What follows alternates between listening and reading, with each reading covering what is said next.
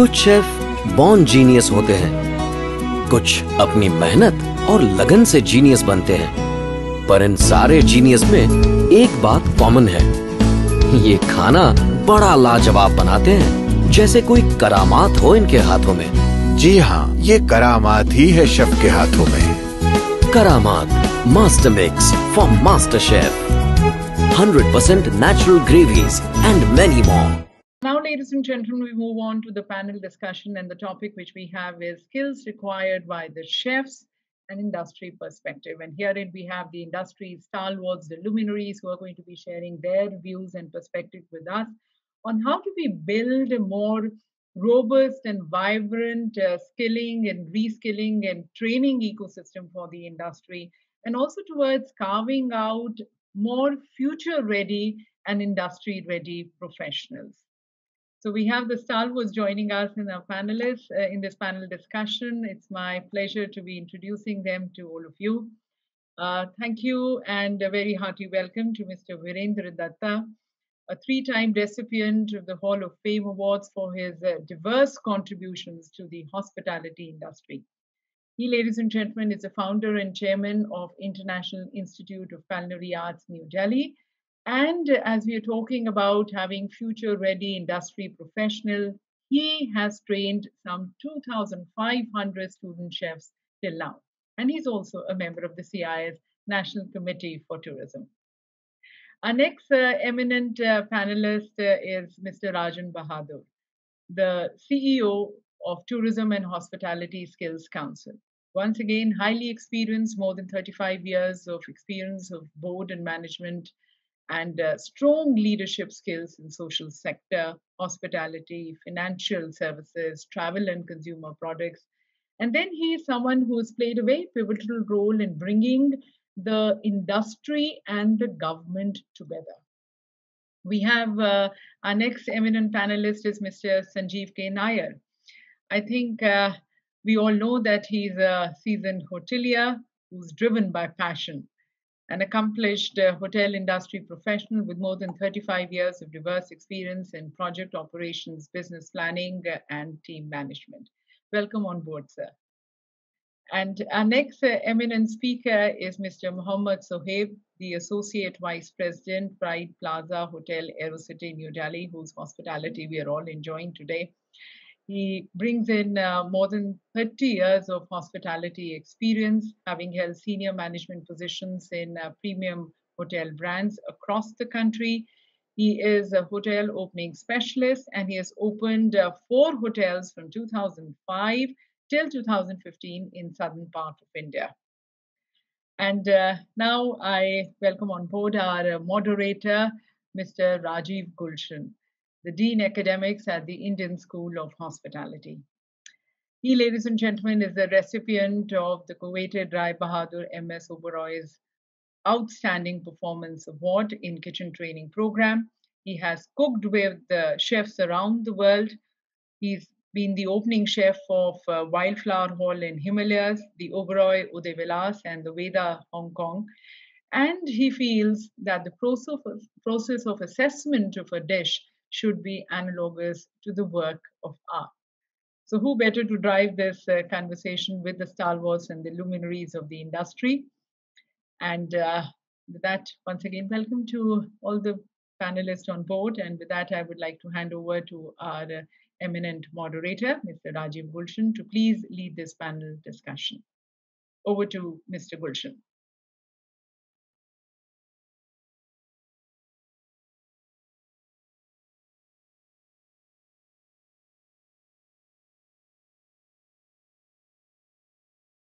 All. My first question would go to Mr. Virendra Datta. With his experience, I thought he should be the first one to face the question. We were discussing earlier, sir, when we were having coffee, and you mentioned something about the chef needs to be an artist. He needs to have knowledge. He needs to be a businessman. He also needs to be a professional.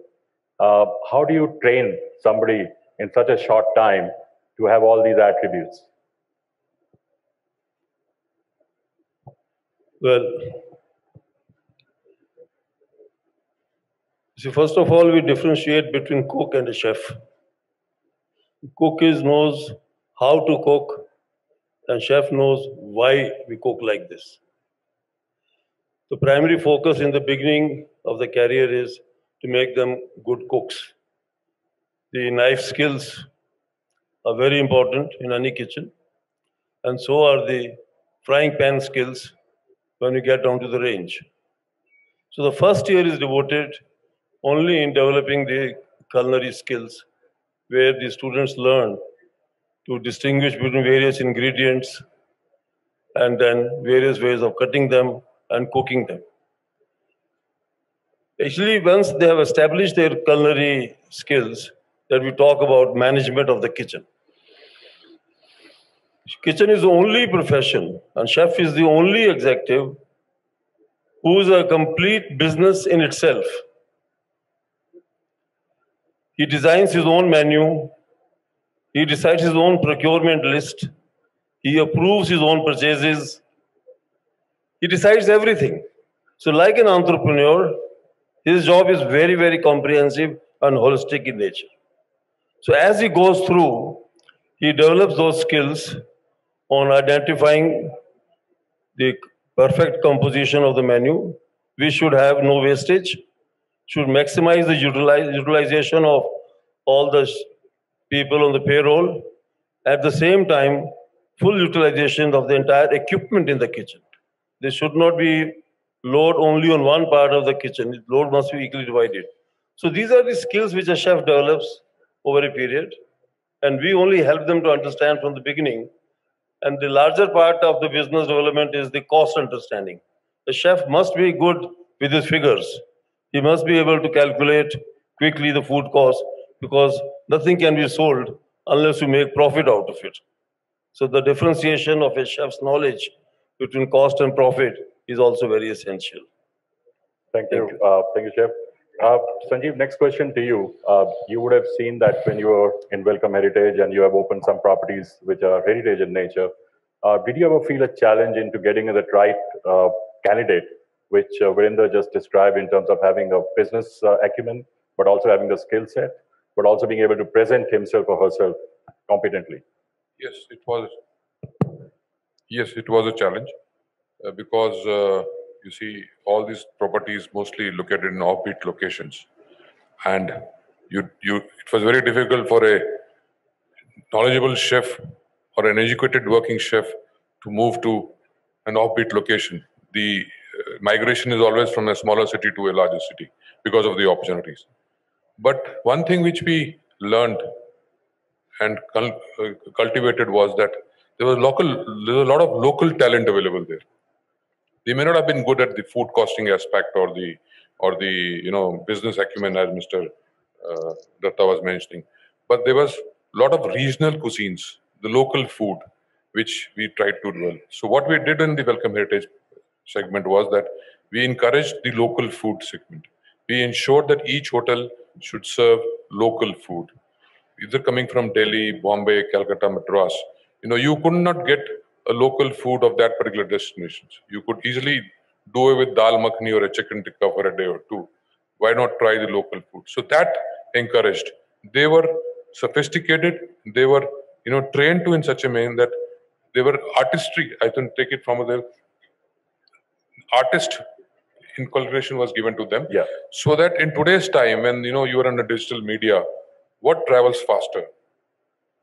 Nothing else than than your news feed.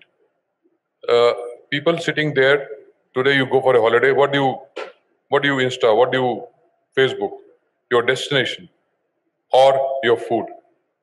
So if the food presentation, not on a photo operations, like when there's a photography today that you do, prepare your food, but otherwise every dish coming out of the kitchen, going to the guest table, if it's presented nicely presented, I think the feed from there goes directly to thousands and thousands of people. Yeah. So that's what also pulls, with various hashtags and other digital media platform which happens. So the food just spreads out. Yeah. I think that gives an opportunity not only to the chef to be more creative, but also for the hotel to gain more footfalls. Sure, excellent. Thank you, Sanjeev. Next question to Rajan. Now you've heard these two gentlemen talking about what their requirement was as a chef, and what their expectation is. Now, you are heading Tourism and Skills Council in India. How do you see this, where you're sitting currently? So, I think we're in very interesting times currently. If we are going to put our hands to our heart and say, what is the new normal? I think the goalpost is changing every day. I mean, who out of us could ever imagine pre-March the way the world is heading? Forget India. There's certainly changes, right? And I think the goalpost, we need to continuously align. So the famous saying of, survival of the fittest has gone out of the window. It's now survival of the quickest. How quickly can you adapt? Yeah. How quickly can you sort of land up doing things which are required today? I think, let me just change tracks. The chef community out here, I truly believe that they are the unsung heroes. Gone are the days where we said chefs are in the back of the operations and so on and so forth. Chefs are today the guys who are creating brands. Chefs are today the people who are there up front talking to customers, engaging with them, not necessarily only to do with the menu, sure, but a whole lot of other things. So I think, with every disruption, and no larger disruption than what we are going through today, there are huge opportunities. And I think from that point of view, from a chef point of view, I mean, Sanjeev just said, Chef Sanjeev Kapoor also said earlier that, opportunities. We all understand things like the big fat Indian weddings gone on a diet currently. The fact is that there will be, instead of a 500 group party event, there will be several smaller events. Yeah. If an Indian wedding where there will be 5 or 6 smaller events of 100 people each, the chef has to create, and a lot of guests are going to be repeats.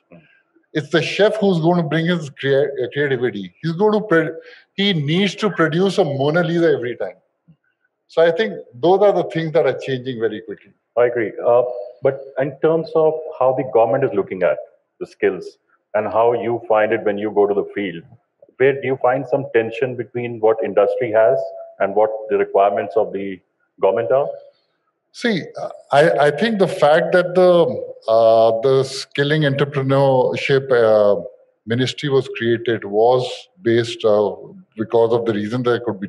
And I'm only going to talk about hospitality. There's a lot that the government has done over the last 4, 5, 6 years, but I think lots more can be done, especially during the current circumstances. I think one example is definitely the fact that there's a huge difference between the demand and the supply. So what tends to happen is that targets are given out to the training partners. Training partners opt for targets which are normally easy. So let me give you an example. Let's say front office. Investment from a training partner is not that much. You put a table, chair, and you can do that. But if it is bakery or cookery or something, you need heavy equipment. So a lot of training partners may not want to opt for that. End result is, you need 1,000 front office people, you got 3,000 ready. Whereas, let's say you want chefs, you want 1,500 chefs, you got only 200 ready. Yeah. So I think that mismanagement needs to be done. We are taking that up very seriously with the government. Government is listening to it. But I think that needs to get fine-tuned. Yeah, no, absolutely. You have something to add, Sanjeev? Yeah, I just wanted to add, as rightly Rajan said, that a lot of shortage at the bottom of the pyramid. Mr. Datta says, the first 2 years, or first year rather, they make him a good cook and then train him to become a good chef. The challenge the industry has today is the shortage of cooks at the bottom of the pyramid. So the chef's jobs become more even challenging. Not only in metros, but now the business is going to shift to tier 2, tier 3 cities and offbeat destinations. There, the chef should be trained himself to train the lower category. Agree. Because that's where their delivery is. Yeah. But when you're talking of this training, are you only talking of training of skills or training of mindset? No, I think everything. Means even the cook down there should be tech savvy. He should know why presentation is important. Sure. Because his dish turned out on a plate goes worldwide within a flash of a second. Yeah. So, Brinda, you have been obviously in this industry for long, and I believe that you used to train earlier in 70s in Oberoi Hotels, and then you've set up your own catering academy. How do you think this changed in terms of how the cookery instruction or cookery delivery was considered then, and how it is taught now? See, earlier, I'm 1966 batch of the OCLD. Cooking was only hands-on. There were no theoretical inputs. You have to be a good cook. And over a period, you grew into the chef's position by observing your seniors and other professionals. It has changed tremendously over a period. Today, there is as much emphasis on the theoretical part of the cuisine, where the people who want to be chefs, first of all, let's understand, all cooks may or may not become chefs. Their culinary skill must be same, but they may or may not become chefs because the chef requires a lot more other skills, which are management skills, entrepreneurial skills, manpower management, cost containment, marketing, understanding the rules of marketing. So therefore, only those cooks who are willing to educate themselves, learn while they are doing the culinary, will become chefs. So today, there is a 40% time is given on the theoretical aspects of the cooking. Yeah. Where we cover all aspects, including marketing, including HR, including cost calculations, plating. So all those aspects are coming in now. There is a tremendous amount of industry support where we go through industrial training. So all the trainees, student chefs, have to go to hotels or restaurants to learn live experience. Sure. So that's why by the time they pass out, they are generally job ready. Yeah. They will all start at the lower levels. Nobody, this is a profession which moves bottom upwards. It doesn't come from top to down. Yeah. So you have to join as a cook and with your additional knowledge. We always tell our students that learn other people's job. While you're learning cooking, learn accounting also. Learn what the marketing guy is doing. Attend his lessons also. Yeah. So that your other interest in other skills also develops. Yeah. And those few who will put in that extra effort will become chefs. Yeah. So it's a combination of the two. The culinary skill is very, very important. Every cook will or chef will cook for 6 to 7 years to become a good cook. And then his supervisory skills improve, management skills improve, and slowly he starts getting responsibility of managing the kitchens. Yeah. So like I always say that learning, being a chef is like being a surgeon. You have to ensure that you are using the knife correctly without pounding the heart. Heart needs to still be there. So hey, coming to you now, you are passionate about sustainability, and you were mentioning earlier about how you believe that sustainable practices should be brought into the chef's training. What do you have to say about that? See, first of all, we have to understand that there's a huge amount of wastage which go through every day in the kitchens. We are in a country where 1/3 of the hungry people live in our country. If you see the global hunger index, our country is 102 out of 117 countries listed there. There is a huge, huge need for the chefs who all are listening. Why I'm telling you these figures are because we have to sensitize everybody for zero wastage. We have to strive. We are in a country where 7,000 people die every day due to hunger. Globally, 690 million people sleep either without food or not adequate food. Yeah. So I think it is very important to share. I mean, during the pandemic also, we have seen a lot of hoteliers, they come down. It is time to share as well. If you want to have a sustainability in the society, equality is very important. And I think like our hotel, many other hotel chains have come forward, and during the pandemic, they came to help and rescue people. We provided almost about 250 to 300 meals every day in all our hotels across the country, the Pride group of hotels. Similarly, a lot of other hotels came. Now, I just want to tell you one more story. When I became general manager in ITC Hotel in Vijayawada, which is the central coastal Andhra region in 2005, and we were about to open the hotel in 2006. We thought of doing a food festival. And I decided that we should do Andhra Food Festival. So a lot of people ask me, why would you do Andhra Food Festival in Andhra? I said, first of all, it is our duty to promote the local cuisine. And my chef was standing beside me. Many of my team members asked me, why would we do Andhra Food Festival in Andhra? And you know, Vijayawada being a cultural capital of Andhra Pradesh. So I still went and did that festival. There are a lot of recipes, there are a lot of dishes which are forgotten in our day-to-day lives. We don't cook them at home. And when we brought them to the people by virtue of that food festival, it was highly appreciated by the local media, local people, as well as, you know, it was an overwhelming commercial success also.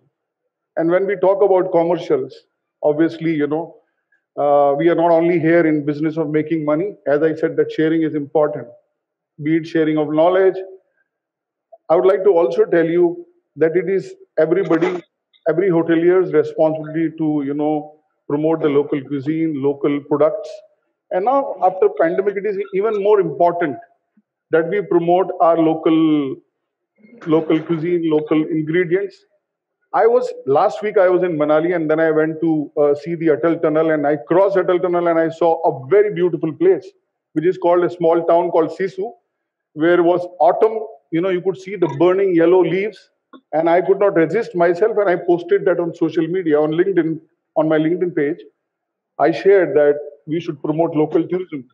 It is even more important now, sustainability. If you want to sustain, it is important to promote local tourism, local food, local recipes, and the forgotten, you know, recipes which are there.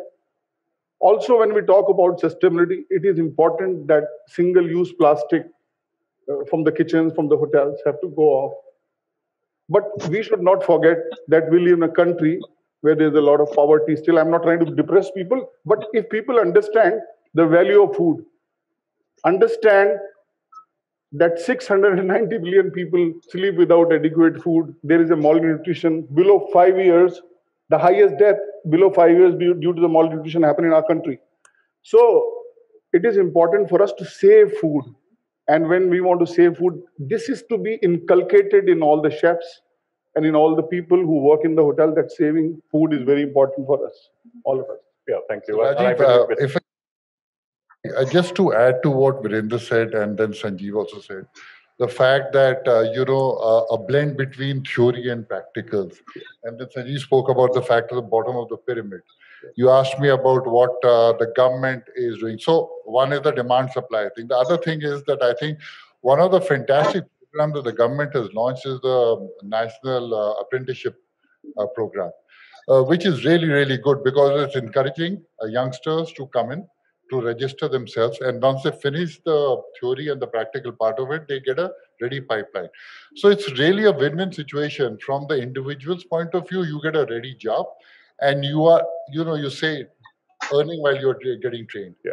And you are using your hands and all to actually use the latest equipment, so that once you finish your skilling program, then you are just ready to take off from there. Yeah. And from the employer's point of view also, it works wonderfully well because there's a pipeline which is coming in. Yeah. And, you know, once this pandemic sort of gets up behind us, we are opening up. India, for example, is a huge and diverse country. And we have always been understaffed in terms of people and rooms and so on. So there's huge potential for all of this. So I think the apprenticeship program is going to work very well. Yeah, an apprenticeship program which is not reductionist in its approach, but more takes into account the underpinning knowledge and the skills simultaneously. I think the biggest challenge which has been in our Indian system, and hopefully NEP, the new education policy, would address that, which is that you teach skills without teaching the underpinning knowledge. And then it becomes a little bit of a mistrust between the two. And that challenge is faced when people are going into the jobs, wherein they are used as skilled labor at a lower level, but when they kind of get that knowledge, there's growth for them too. And when I look at the curriculum now, what it used to be earlier, I think there's a significant amount of mindfulness training, significant amount of personality development which has been added to the curriculum, which I think would help the new people. But how do we ensure that the employers, prospective employers, understand that there's a need for skills, knowledge, and mindset to happen together? I think first of all, it is you cannot do without knowledge, skill, and talent, etc. It is essential requirement. And I have an example with me. Son of a domestic servant coming from the hills, who had never seen the face of the city, joins institute. In 2 years, he's making perfect Italian cuisine. He's doing perfect modern Indian cuisine. So I think the power of training is absolutely undisputed. Obviously, the input of the student is required. He has to be dedicated. He has to be able to work hard. We always tell our students, there are no chairs in the kitchen. No. So therefore, learn to spend at least 1.5 hours of your time into exercise. Yeah. Stay healthy. Only healthy minds can make sick person, irritated person, etc. cannot make good food. So I think these are the prerequisites which we inculcate in the students, that beyond cooking, there are other skills required. You just mentioned about mind being healthy and so the body. There are a number of challenges and pressures which current chefs face in terms of the requirements of the business, requirements of budgets, requirements of social media, which is immediately a guest puts on the Facebook saying food was terrible. So obviously there's a lot of mental health issues which are happening now even in Indian kitchens. How do you think, Sanjeev, should we handle that? Well, I think it keeps the hotel professionals on toes. The hotel general manager is not aware of something gone wrong in the hotel, but the entire world knows outside. That's the speed at which the news travel. Unfortunately, everywhere I think the bad news travels faster. So I think it says how perfect you are, and each department has to become this department. You know, whether it's a chef, whether it's front office, Marcom. Smaller hotels have more challenges because there's no Marcom manager there.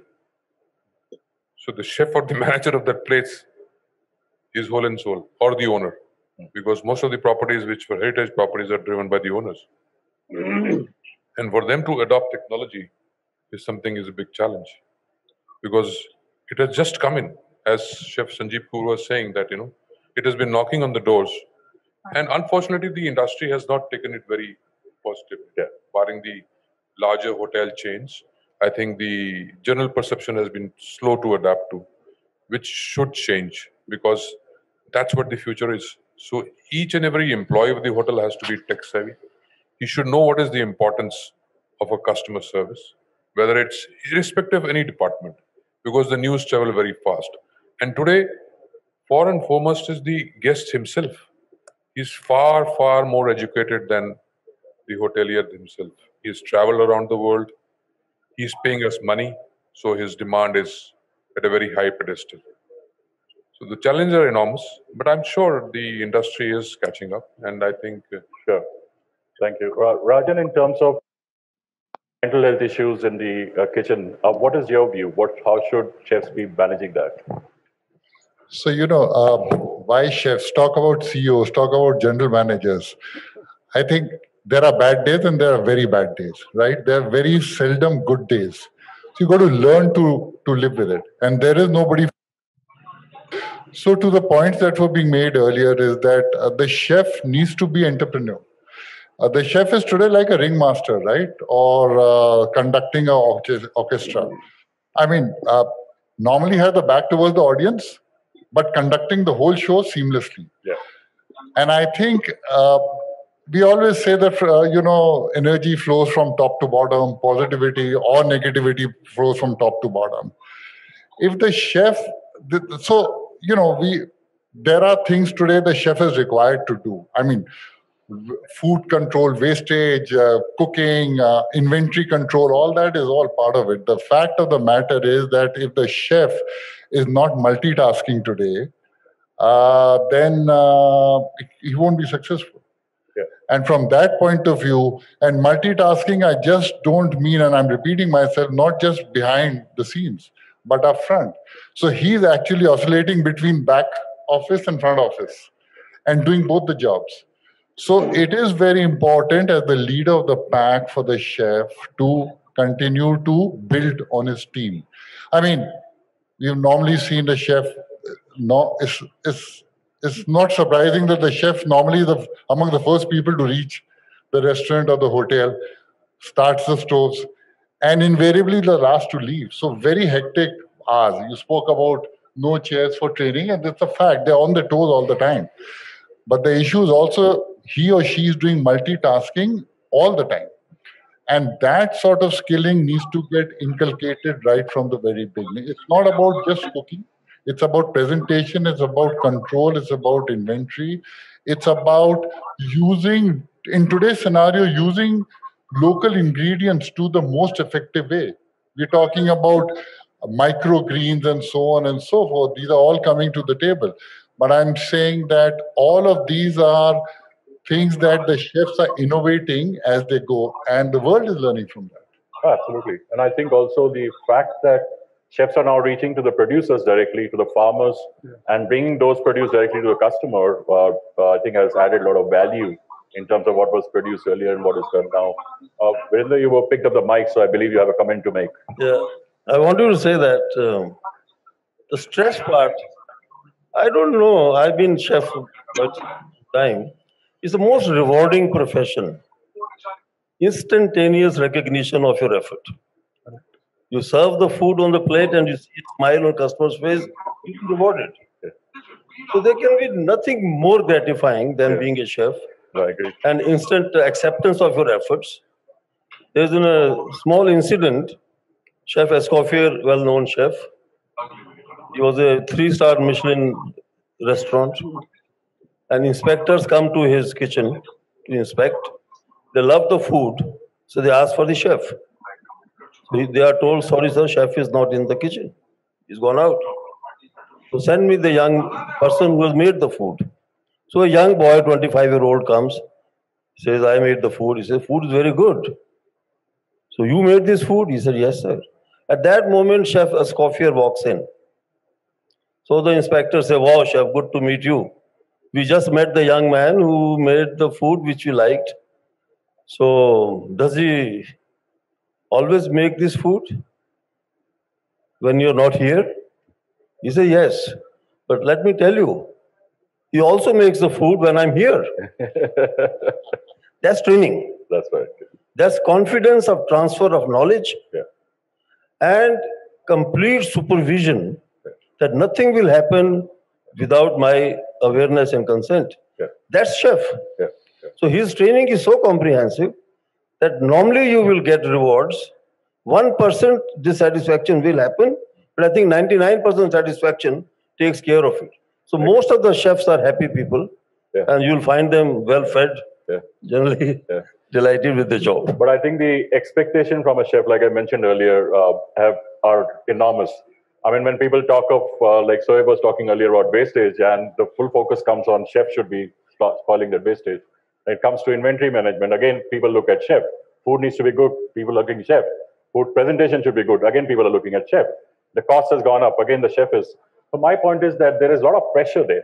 And in fact, I would read a quote from Marcio Butelli, who did in 2019, he did an exercise, interviewed 14 chefs and their owners, and he said skills aren't hard to learn. Finding happiness and finding satisfaction and finding fulfillment while you are consistently serving food to a number of people daily is a challenge. So, and we believe it's a challenge. I know you found fulfillment about getting and serving that food, and you said that there was immediate kind of recognition for you, but there are a lot of people who don't get recognized. We have to face that. So I was just trying to understand, is there a way which, one is somebody mentioned about exercise, somebody mentioned about, Sanjeev mentioned about being healthy in your outlook. So those are the things I was trying to comprehend. I have one question from you, Rajan, was about this transfer of skills. Earlier, Virendra spoke about skills transfer. So you do some recognition of prior learning in case chefs have done some work earlier and they come to an institute like yours, and how does it work? So I think that's a program which is really picking up because what happens is particularly in our country, there are thousands of people who have no formal certification. And what better, and they've been in the field for 5 years, 10 years, 15 years. For them to be recognized, to be trained for what they've already been excelling themselves. Yeah. And a lot of this pertains to, let's say, roadside eateries, where the guy, one of the most sought after person in a hotel is a tandooriya. And you relate to it, all of you. But the fact of the matter is, how many good tandooriyas do you get, or how can you get them into recognize? Surprisingly, one of the discussions I've had with hoteliers is saying, oh, you know what, if we sort of recognize them and certify them, we lose them to other opportunities outside of our purview. And my counter to that has always been, listen, if you're looking after your people, if you're recognizing them and growing them within your own organization, he or she is not going to go anywhere. Yeah. They'll be there with you forever, but you got to show them that career path.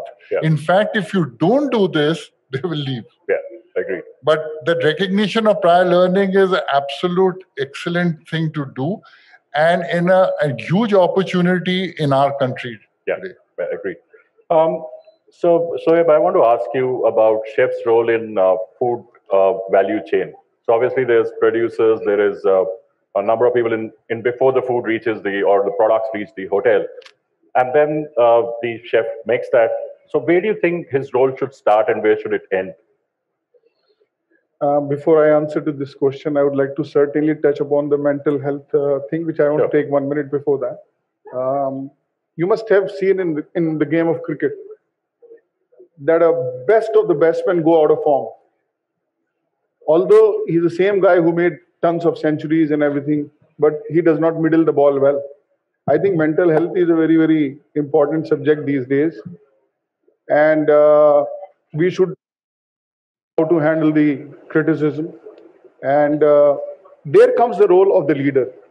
And I think it is important for the leader to boost the morale of the people, not only by talking to him and counseling him or something, and if he has gone wrong, to correct him, but also to engage him in some activities. Gone are those days that you're working all the time. There are fun activities which are there. So I think engaging the chefs also, they are not meant only for cooking. They should enjoy life as well. So fun at work is very important to keep the right mental health. And I always feel that guest is not always right. And when we have to face criticism which is not correct, sometimes you still have to handle, and you have to be mentally strong. At the same time, it is also important in our day-to-day lives of chefs that they do exercises. I really agree with that, because exercise are stress busters. And be it cycling or jogging or walking, we should take out some time out of our busy schedule, because if you want, fitness is also very important. Now, as far as the supply chain and this is concerned, obviously the chef, there's a very huge elite panel here. I don't like to talk too much technical about the receiving or, the kind of storage happens and the kind of... It is very, very important for chefs to understand these days, especially during the pandemic, that how does the cost work? Because on one side, we are working with less number of people. On the other side, we are trying to multi-skill people. Multitasking is in vogue these days. But at the same time, since the revenues are not there in the hotel, the top line is suffering, the pressure comes on the food costs and all kind of costs, energy costs, food costs, salary wages cost. So one has to understand the business dynamics very well, and they should know how is their P&L. So without compromising on the food quality, we still have to manage good food. Pre-pandemic, everything was okay. It's changed 360 degrees. This disruption has brought a lot of change. So I think right from receiving to the cooking, it is very important that the wastages are less, the food cost is in control. Trust me, I had this unit, and we had a lot of ups and downs. We had no occupancy. We were shut in between for a while. So mentally, physically, it has taken a toll on everybody, but the life has to go on. So please understand that the chefs have to understand their business dynamics very well these days and, go on. So, Absolutely. yeah. No, thank you. Chef Virender, recipe has no soul. Chef needs to bring the soul into the recipe or the food. Sorry? Recipe has no soul. While you're cooking food, you might have a recipe, but it has no soul. So as a chef, you bring in a number of your own personality while you're cooking. What's your view on that? I think you're absolutely right. Like I said in the beginning, only a happy chef can make good food. Unhappy chef will never make good food. Unhealthy chef will never make good food. All skill training will go waste if he's angry, annoyed, disturbed. Therefore, he brings himself into the cooking. Yeah. It's very essential. And we always quote the example of the mother's food. Why the home food is so good? The mother is making with love. In our case, you don't know your customer. So you should generally be a loving nature. So these are the fundamental training we give to our students also, that you have to have a tendency of making people happy by service. And like was said earlier, happiness is not, like Sanjeev Cooper said, what you get. Happiness is what you give. Yeah. So that's the fundamental attitude of a chef, that I'm going to make people happy. Yeah. And therefore, as a practice, good chefs will stand at the exit of the restaurant and watch the plates coming back. If there's any food left over on the plate excessively, he will ask the waiter, which table? He'll go back and ask the customer, did you like, have I done something wrong? Constantly, the chef spends time in the restaurant. And you find these days, a lot of chefs are in the restaurant. And we wonder who's cooking. But like I said, as Coffeers, his chefs are cooking. Yeah. But he is getting the feel of the customer's reaction. That's the best way to avoid any criticism afterwards. A customer likes to be asked. And if you have asked him and he has expressed his opinion, I think complaint stops there and then. So this is where the chef role comes in. He brings himself totally involved. He gets up in the morning, 4 o'clock, to go to the mandi to see the best possible vegetables available. So these are the personal input attributes which he brings in. But you also have on one scale people like Gordon Ramsay, who are well known, who have an attitude, who are aggressive. When is it that you need to decide that your food should have attitude? You can have attitude about what you cook, but is that impacting people around you negatively? Ramsay has gone bankrupt. That attitude doesn't work very far.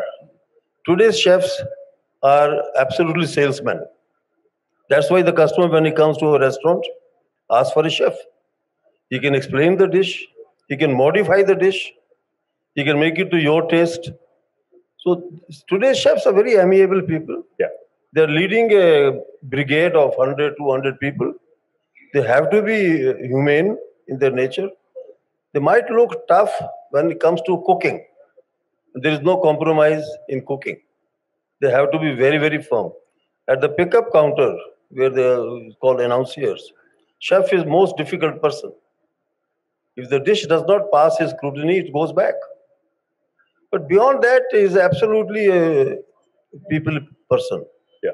So Rajan, I have one more question from you on about the fact that there's a lot of activity happening in terms of recognition of prior learning. And do you think that there is kind of good connect with the industry or with the chefs community in terms of getting some inputs into if the policy decisions being made at that level at all? Oh, yeah. So let me tell you, as a Tourism and Hospitality Skill Council, when we make curriculums, qualification packs across the board, we have currently about 128 curriculum qualification packs. We take inputs from the industry. We hold workshops, we take inputs. And so is the case in terms of cookery and patisserie and so on and so forth. Because the industry is changing so fast, the need is changing so fast that we really can't have a tick in the box if it's not going to work. Sure. And who better than the chefs in case of this culinary and so on and so forth, who are able to give us. And I must say today that the we spoke about the roles of the chef and they're changing, and they're like general managers or CEO in their own ways. The fact is that they are communicating, they are upfront, and they are the people who are giving the ideas, because they are the people who are hearing and who are going back and transmitting that back. So they know exactly the pulse of the. So it's very important to take their inputs, and the industry per se is recognizing that across. So there are a number of people now who are obviously in between jobs, or chefs who are looking for upskill. Sanjeev, what would you suggest to them? What should they be looking at? I mean, you earlier spoke about tech savvy and few other attributes. I think enhancements of skills all around. A chef, as everybody agrees and says also, that he is all in one. He is the Marcom manager. There was a time when the menus used to be discussed with the F&B manager or the banquet manager. I don't think it happens anymore. It's the chef who discusses the menu. And that itself, he sees the opportunity, how he can mingle his costs, how he can save the cost. So I think he's a businessman. He's responsible for his own department. 1% saving on food cost directly impacts the positivity on the bottom line. So that's the kind of business he leads in the hotel. So very important. Moves around. He is no longer a person behind the stove. He is now in the front. A lot of hotels have appointed chefs become F&B manager. Chefs have become general managers. Chefs have become vice president of the hotel chains. So I think there's a move forward. They recognize the importance of a chef. He mingles with the customers. Earlier, I remember when I started the industry, working in the industry, the chef used to come to the restaurant table. So there used to be a hush. Either mostly it's a complaint or it's a VIP table. But today you say chefs in the restaurants, mingling the guest, asking, okay, sir, like Mr. Datta said, a plate has come back to the dishwashing, not full. You should go to the table, ask, what can I serve you? Sure. Recipes have gone. There's no soul is different. To the customer says, I want something different. I don't want the menu which is just, I want something. मुझे आप कुछ अलग से बना के दीजिए. So that's the creativity, innovation. Agreed. No, thanks, Sanjeev. Zoeb, I have a similar question to you. You being a general manager of this hotel, what's your advice to people who have recently in between jobs or looking to enhance their skills? What would you suggest to them as chef? What should they be focusing on? I think it is very important that due to the pandemic, a lot of people have lost jobs, and it is important for them to keep themselves engaged.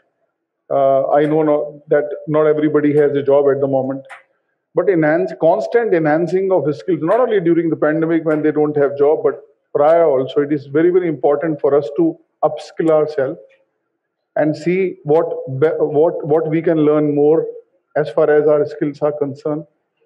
I think it is very, very evident these days that, as everybody has highlighted, and Chef Sanjeev Kapoor also said, we have to be very, very social media friendly as chefs. And I think when it comes to the chefs, it is all by passion. The cooking is all about passion.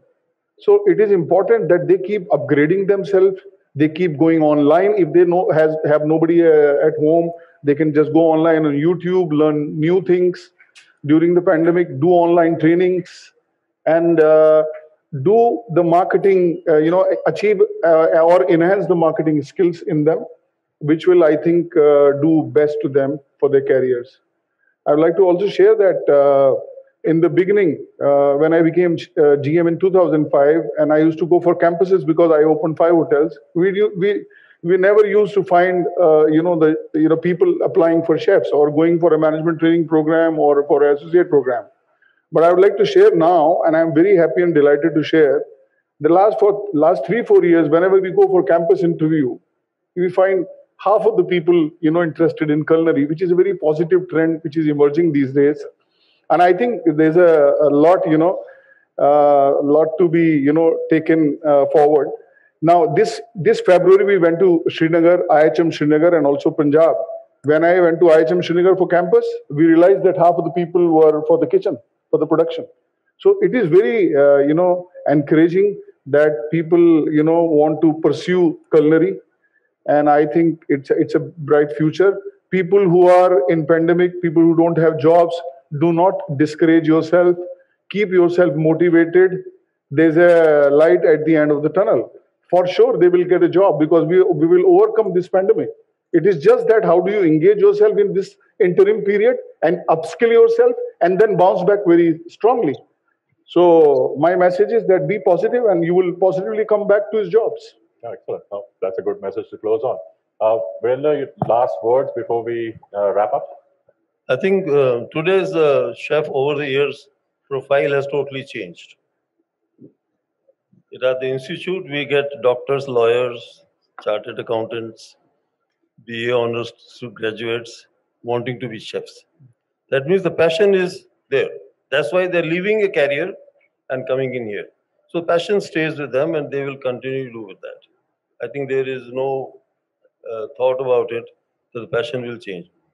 How they upscale them, how they upscale the grids, skills.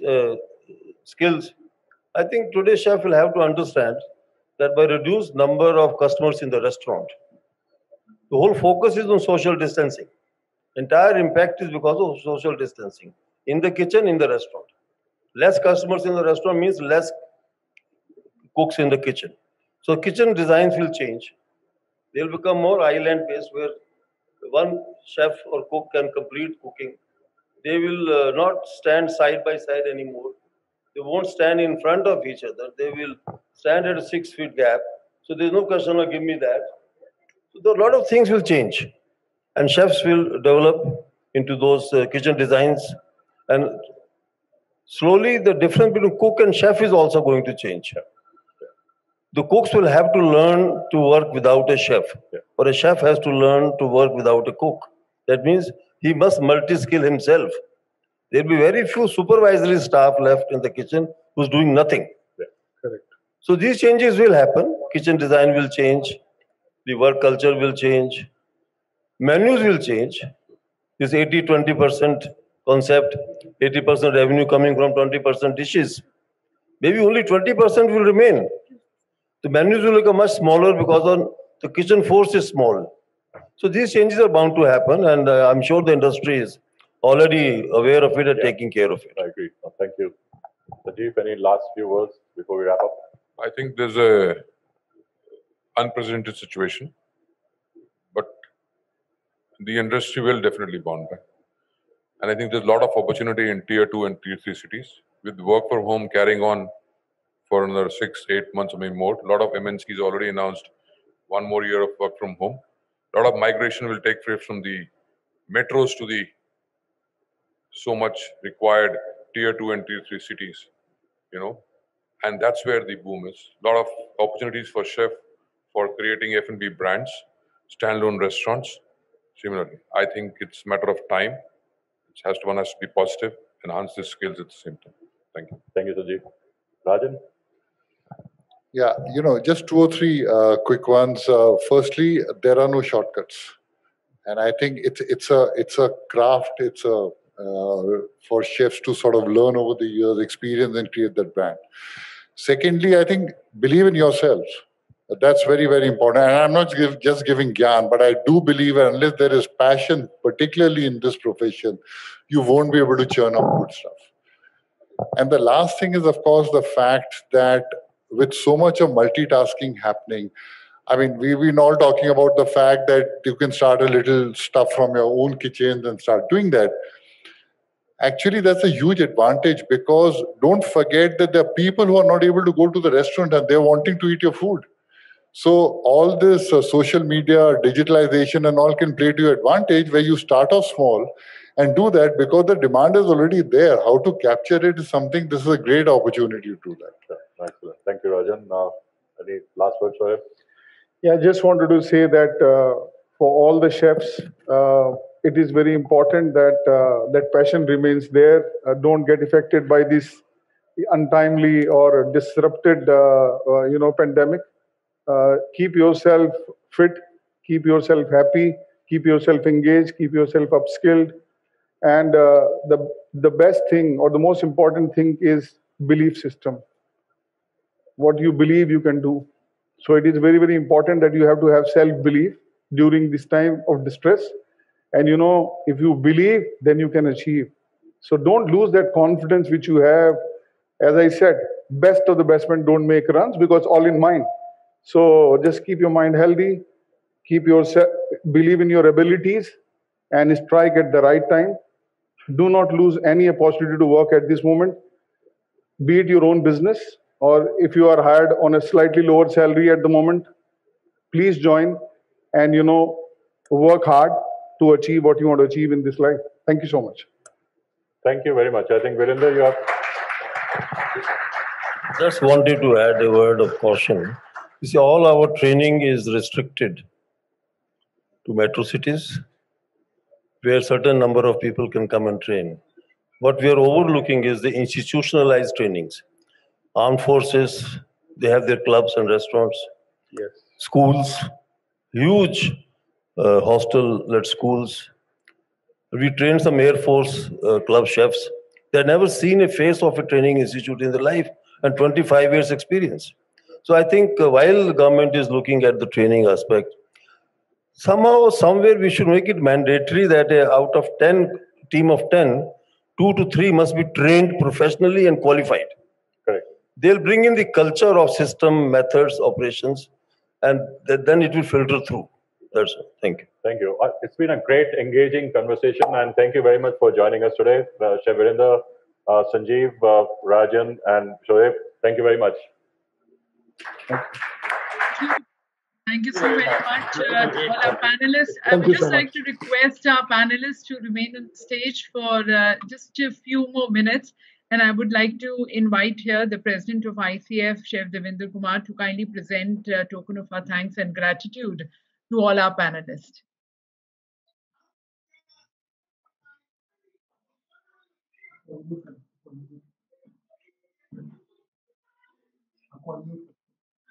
If I can request Chef Devinder Kumar, the President of ICF, to kindly present a token of our thanks and gratitude to all our panelists, thanking them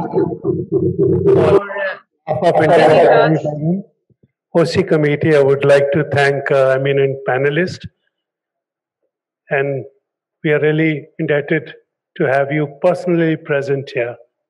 And some of you I had to request at the last moment. Thank you very much.